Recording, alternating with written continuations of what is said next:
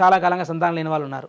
అన్ని రకాల ఐవీఎఫ్లు అవి ఇవి లక్షలు ఖర్చు చేసి అవి చేసి ఇవి చేసి ఏదో ఒక చిన్న ఆలయం పేరు చెప్పగానే అక్కడికి వెళ్తారు. వాళ్ళకి ఏదో దైవాగం వల్ల ఒక సంతానం కలుగుతుంది. అంటే వాళ్ళకు ఆ అనుగ్రహాన్ని రుచి చూస్తారు. ఎప్పుడైతే అలాంటి అనుగ్రహాన్ని రుచి చూశారో వాళ్ళు ఇంకా అలాగ ఒక మంచి వాళ్ళకు జ్ఞానం కలిగి ఒక మనసులో ఎన్లైటన్మెంట్ కలిగి వాళ్ళు ఇంకా మంచి మార్గంలో ప్రయాణం చేస్తుంటారు.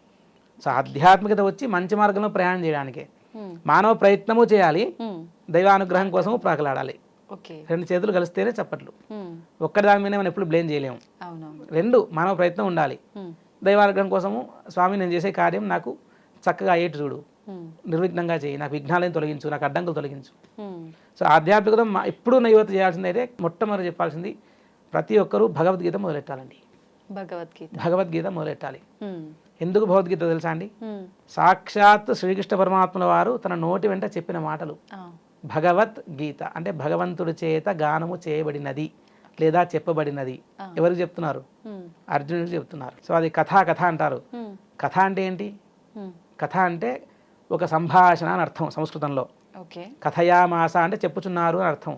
కథ అంటే స్టోరీ అని అర్థం ఎక్కడ లేదు అసలు, అది తప్పు. అసలు కథ అంటే చెప్పబడింది.